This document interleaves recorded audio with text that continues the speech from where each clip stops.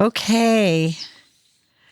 Thank you for joining me today, Steve. I can't imagine a better person to discuss how we can step into a place of rest in such a time as this.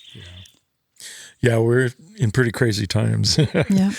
For those of you that are joining us, Steve is a hemodialysis RN nurse for over 30 years. So he's been in the medical field for a very long time. Yeah. So we've been blindsided by a lot of crazy information. Oh, my. I have tried not to become cynical, but it's really hard because things have changed so drastically. Yeah, it's so this what has come about with what. Yeah, because I want everyone to have context for this conversation that we're going to be having for 2 or 3 episodes, Right. So they understand why this is a big deal, that I'm able to discuss rest in the context of your professional background and where it led you. Yeah, it's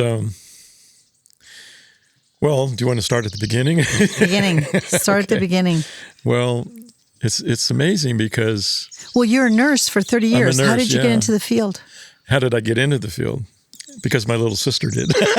I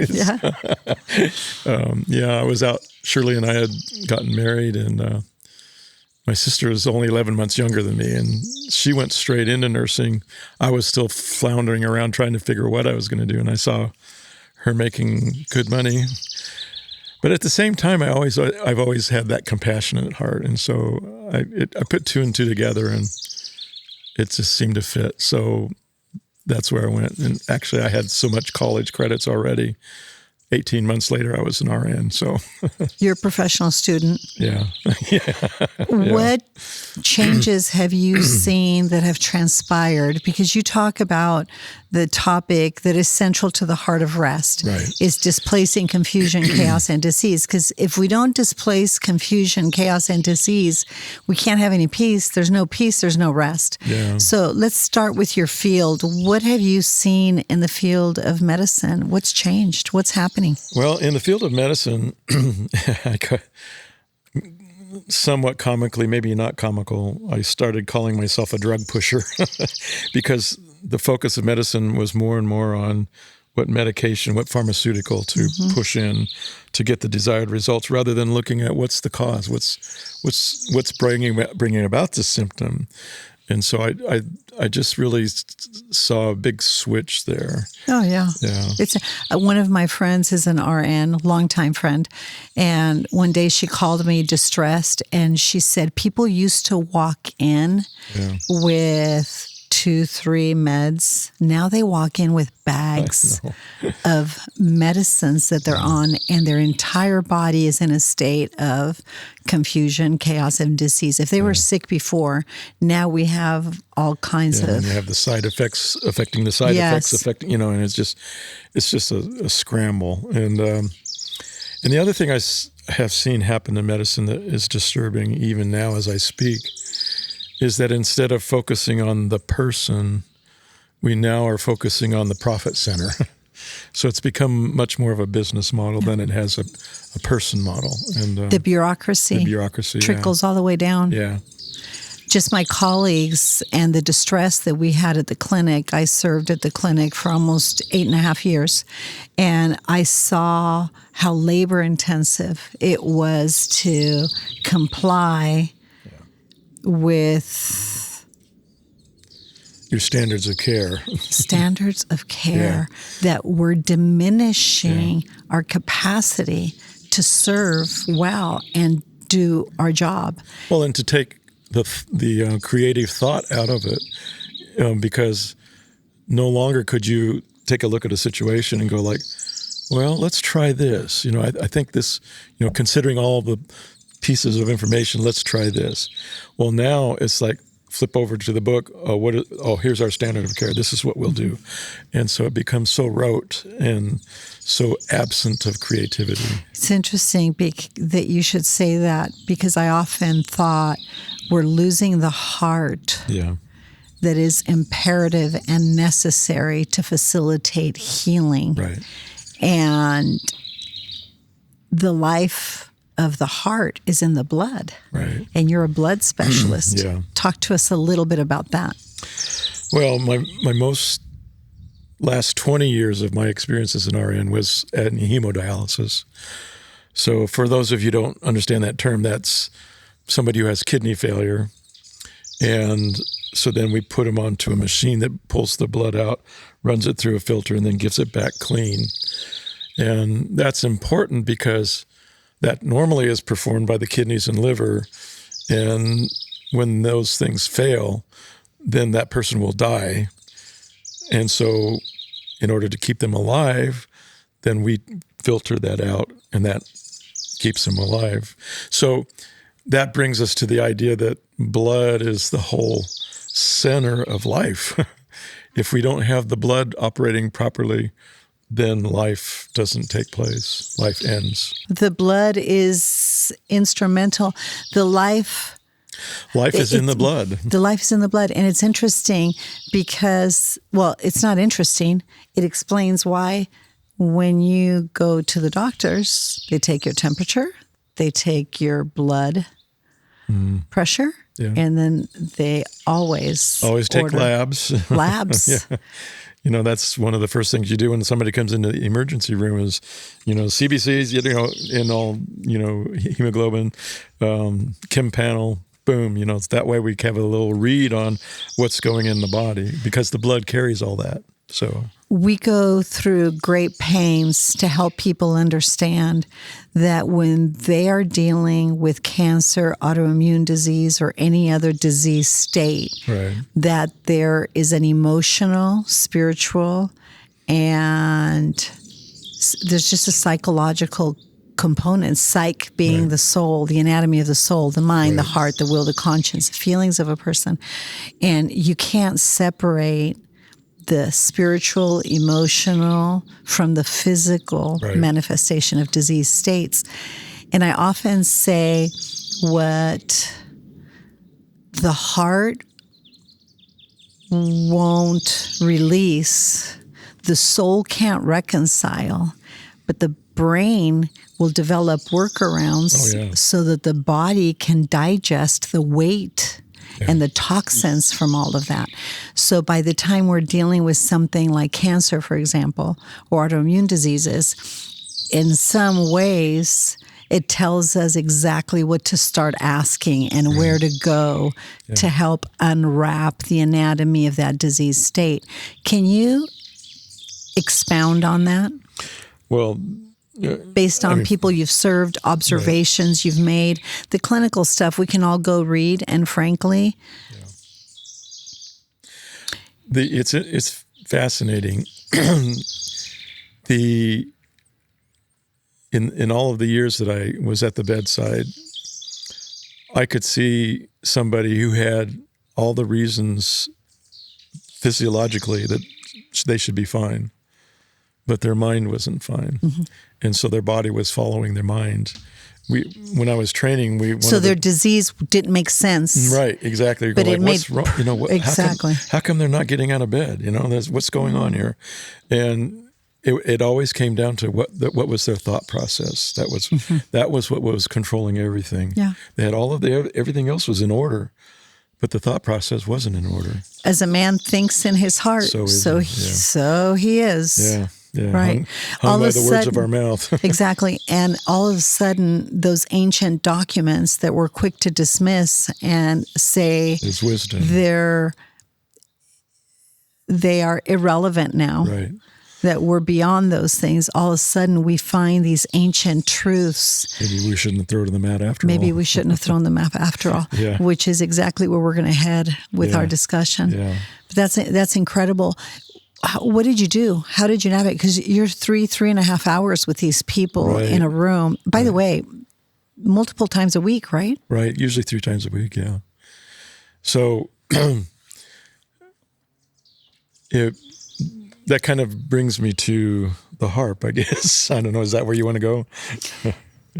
Well, you had I had so much time and observation and conversations, but were there other observations you made? In 30 years, you've observed systems, you've observed people, you observed families, you have observed colleagues. Discuss those things in the context of measures of the dis-ease that emerged in the time.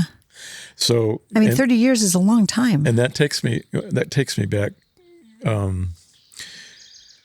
So here I am. I'm in the room for 3+ hours, and the nurse taking care of the patient might see them once or twice because the patient care loads are increasing more and more. The doctor might flash in for 20 seconds. And that's ironic because everybody waits for the doctor to come in, right? Yeah. So they would, spew off this paragraph and then walk out the room. And so then the patient family would turn to me and go like, what did they just say? Could you explain that to me? And that was the one thing I really enjoyed about what I was doing with hemodialysis, because I was able to treat one patient at a time and have that much time so that I could use that for education, explaining all of that, which is why I stayed in the hemodialysis, because I saw the pressures that were being applied on the other side of things and on the basic floor nursing and the doctors. I have a friend that's a doctor, and he has to see so many patients a day just to break even for what he's paying for his office space. And insurance. And insurance and, all of the costs. And so it starts to become piecemeal factory slam.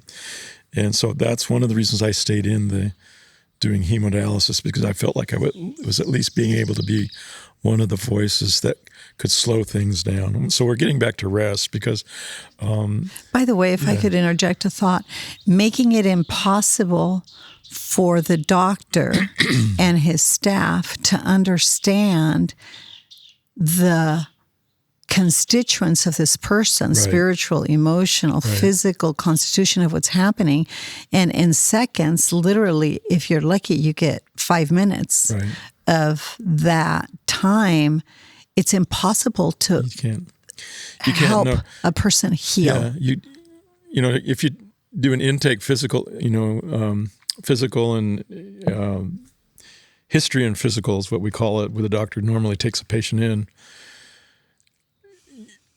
Most of them have become so cursory because they only have this, how many minutes to do this before they get on to the next one. Whereas you really don't know the history. You really don't know the other factors that are impinging on what you're seeing in front of you. If the patient does not take their history personally into account, and I'm saying this for the benefit of our listening audience, if they don't take their personal history, and not just the story that began in their home, but the one that began in the home of the parents, and their early childhood developmental experience into account, and reason them in context of the disease state that they find themselves in, I think it's very, very difficult to heal and stay well. Yeah, it is. And it's one of the things I tried working with patients that I had this time with. My feeling has always been that the medical system should be much more focused on preventative. And so I used to spend time with the patients on, you've got this going on with your body right now, but what could you do that could make that better? What could you do that would take away some of those symptoms? And that's really, I spend a lot of time doing that, because to me, if you can stop something from starting, then you've got a whole lot further down the road than if you try to fix something that got broken. And the heart of rest, right? Yeah, there you go. It is the heart of rest, is prevention. And if you find yourself in critical condition, emotionally, spiritually, or physically, we do invite you to step into rest. And there's something that's causing that. There is a cause, if you're in dis-ease, we call it disease, but it's dis-ease, then there's something that took you out of ease. There's something that's taking place that is confusing or chaotic. Exactly. Yeah. Exactly. Okay, so you're there hours. You begin to invest more and more in developing, really being a liaison between the doctors Absolutely, and the patients. Yeah. And beyond being a liaison, I think you did an adequate job of explaining the weight of what many practitioners, RNs, and a myriad of people in the medical field are experiencing. And that's that tension between the regulations, right? And the legislation of how these institutions are operating, and the compassion and the care that we feel for the families and the patients and all that, and becoming advocates. Right, yeah. But in the midst of that, there's a measure of space there for creative thought and to develop, and there's space to develop relationships, apply resources that perhaps doctors, they're confined as well, and other practitioners are limited as well. But in your situation, you had a platform, the resources of time and creativity to do a lot of things. When you're sitting in a room with somebody for 3.5 hours, you can bring a book, I suppose, or get on your phone. I read a lot of books in the process too. But you chose to do some amazing things. And I want to read a quote before you tell this part of the story, because it's phenomenal. And it's from one of my favorite scientists, physicist. He said, I'm enough of an artist to draw freely upon my imagination, because my imagination is more important than knowledge. And he never lost sight of that. Knowledge at the end of the day is limited, but imagination, it will eclipse the world. And the story of where you ended up from a very technical, where life and death, everything hinges on your capacity to be on your feet and alert and pay attention to things. And how that really gave birth to this creativity and imagination, and some amazing things developed of that. I have the opposite story as you. So share. Okay, well, where this led you. Yeah. Well, my heritage, my background is Celtic, Welsh, Irish. And I've always loved Celtic music, and the harp has always been part of that. So when I was 45 years old, I decided I would see if I could play a harp. So while you were reading some of those books in the clinic, So, and I was created musically. I've always been able to pick up an instrument and figure something out, but had never really applied it very seriously. Why? It just, there were reasons for it, I think. And we might go into that in my life history somewhere along the way, but I think that's important, because it goes back to the importance of history and our own struggles and the things we wrestle with. And we were talking about that as it pertained to the patients. Yeah. But this is a good time to interject why I'm going to go back to 7 years old. Well, you know what? You don't have to elaborate, but at least touch on it, because that is the point of why people get sick. Yeah. I mean, think about it. Yeah. You're disgruntled with your work. Yeah. You're really seeing the decline of standard of care. Right. You're seeing the frustration of people. You're seeing that everything that took you into the field is diminishing. So what are you doing? What we all do.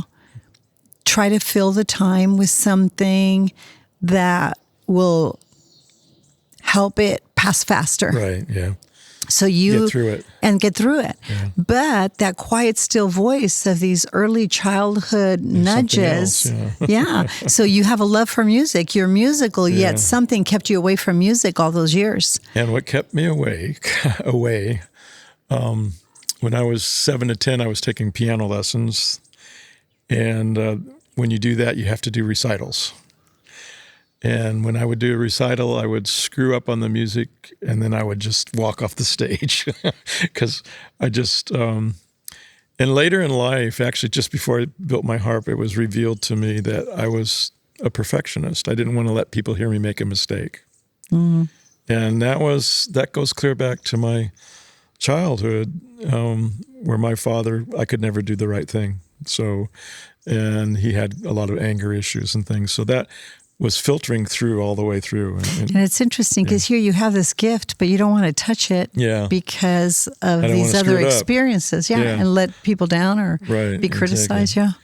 So I was actually helping build a dialysis clinic in China, and the doctors wanted to go out to do karaoke, go out to eat, but karaoke was a part of it.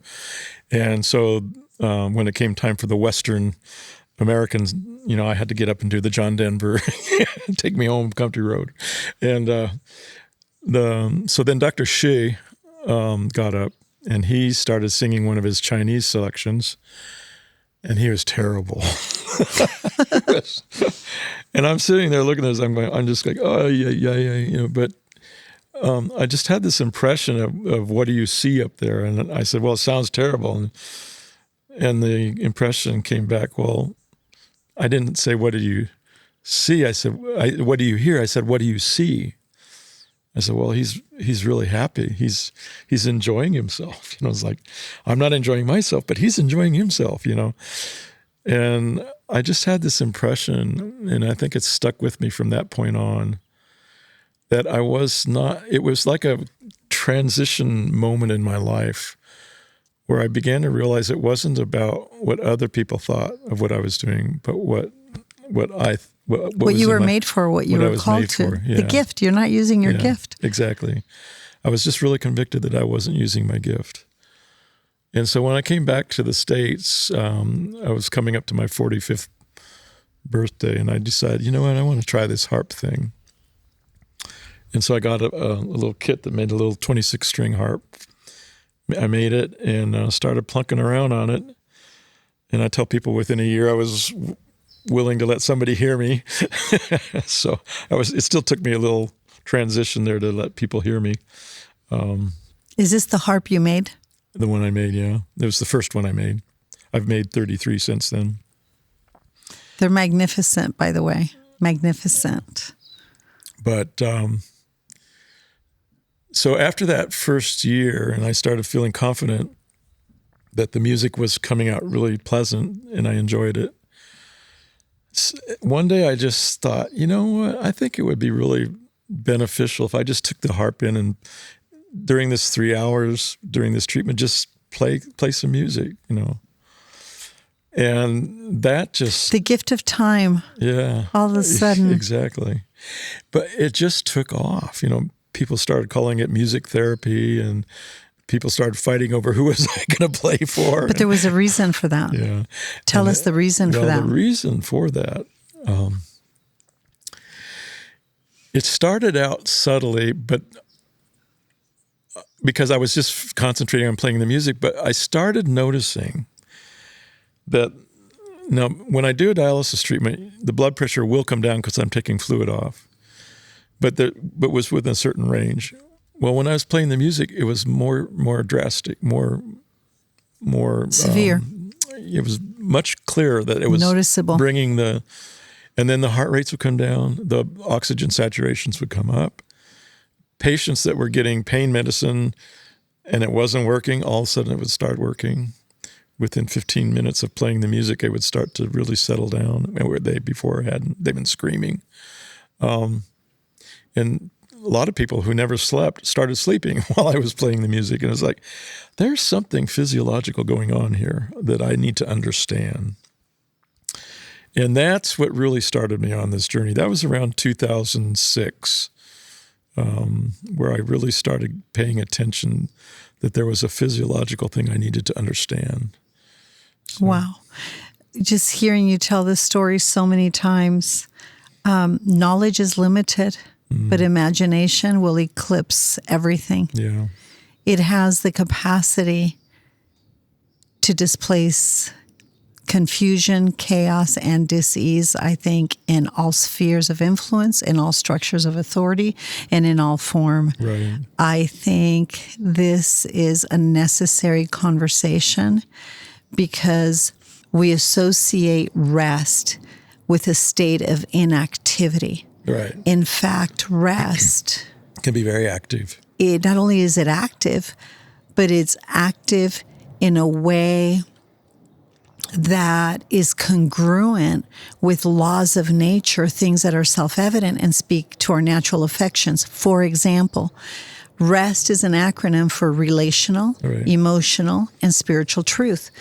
And when we go to sleep at night, that has nothing to do with rest. No. Rest is a whole different level of sleep. Right. And that level of deep rest is when, where, and determines how all these physiological, neurological, biological functions take place. And the entire internal state of a person is reconciled and preparing to do what? Face another day. Another day. And reconstructing Yeah, itself. we know that the organs, that's when they're repairing, is during That's right. during our sleeping time. So that's actually, you could say, the body's most active while we're being least active. So it's kind of an interesting paradox. That's right. But rest, when we ask people to step into this place of rest, it's to reconcile relational, emotional, and spiritual. It's a choice truth. and it's intentional. It's a choice. It's intentional. It can be explained by physics. It can be explained by all the sciences. Mm-hmm. It can be explained, of course, emotionally. But I think it's the physiological function of stepping into that place of rest that we heal. Yeah. I always talk about we don't chase a cure in anything. What we always pursue is healing, right. And reconciling these dynamics is how we heal. I'm so thankful you're here because in the next segments that follow, I think, well, you in many ways explain the science of what we do in the most practical way, congruent with laws of nature, explained in music. And it is phenomenal. The results that you experienced at the clinic weren't just with your personal patients, but I know you get letters from all over the world. I do, yeah. That people experience a physiological consequence of really the state of rest that the music leads them into. Yeah. Can you talk about that for a little bit before we close this segment? Yeah. Yes, it's fascinating because even animals are affected by the music. And why not? Because they're physiological beings as much as we are. And one of the things I talk about, the reason why I think that this rest takes place, Emoto, we talked about him earlier. Matsuro Emoto did a whole series of testing on water where he froze samples. And there's a book called The Miracle of Water that he wrote that documents all of this. But he took samples from different sources of water and he froze the samples, and different sources made different styles of crystals. And like you have pure water, it makes that perfect snowflake with the 6 points on it. But different sources would make different, if it had certain minerals in it, it would do one form. And then he took some water out of a sewer and froze it, and it was all deformed. And then he played 528 hertz frequency through that water. And I don't remember exactly the time, but it was for a period of time. And then he took that water and froze it again, and the water was perfect. So the 528 hertz, the frequency, did something. It restructured that water so that it made that perfect crystal. Now, if you take the idea, well, what we know scientifically, we are 75 to 80% water, depending on how much we drink every day. And if we have unstructured water, that's going to go to dis-ease. So if we take that 528, and all of the recording I do is 528 hertz frequency, if we take that frequency music and place it through our bodies consistently, that's gonna change things. It's gonna change us from dis-ease into ease. It's gonna restructure our water so that we can be in health. And so what I saw, and when I get from people all the time, people tell me, I have had insomnia for years. I started listening. I don't know how I found your music, but I found it, and I started listening, and I'm sleeping all through the night now. Mm-hmm. I've had people tell me they've gotten off drugs by listening to the music. I had one story when this whole started. A woman sent me a letter. I was approached by the nurse educator at one of the hospitals I was doing dialysis in. She said, you're doing this music with the harp, and people are asking me if you have a CD they can take home with them. And I had never even thought of doing a CD, And I said, well, I don't know. I don't know where I'd start. And she said, well, think about it. And a few days later, a friend of mine said, I know somebody that could do a recording. So we got a CD out called Healing Harp. And I still carry it. But a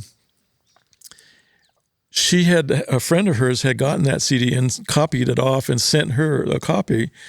And within a few days, her husband had a severe heart attack, went to the ER.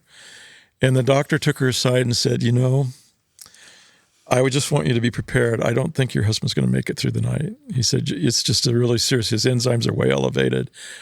He's a big part of his heart was affected. I don't expect him to make it. I just want you to be prepared. So they finally got him up to the CCU, and while they were putting all the tubes and everything hooked up to the monitors, she asked the nurse, could I bring some music in to play for him? And she said, well, if you put headphones on, that'll be okay, as long as it doesn't bother anybody else. So she brought in a little CD player with my CD on it and some earphones, and she put it on repeat and played that all through the night. The next morning, the doctor walked in, picked up the chart, looked at some numbers, looked up at the monitor, and he goes, What'd you do to this guy? And the nurse, I just followed your orders. He said, this is a different patient than last night. 3 days later, he was home. And so I would never put on my CD, Will Cure, but at the same time, not without going to jail. There's prayer, there's hope, there's faith, there's all of these things that enter into the mix. But I think that the 528 frequency was definitely part of it, the music. And after the conversation we had, which we'll delve into in the next segment, we're going to talk about understanding the energy of chaos. Right. If a person has a heart attack, there's a lot of things that are in a state of chaos. And the frequency of rest, because that's really what you brought into order. And Thank you. What's amazing to me is I wasn't even there. So I didn't even know the person, but that's how everything works. Yeah. But now with the internet, and this is the beautiful part of social media, internet, Spotify, all these incredible resources we have, because I know now you have millions of followers all over the world. So the healing consequence of this phase of your life's work is unprecedented. Although I will close by saying, I'm not sure you could have accomplished what you did should you not have spent 30 years in the trenches. Much of our life in what we're not real appreciative of is preparing us for something that is going to take us over the hump. Yeah. So, yeah. Thank you, Steve. Amen. Well.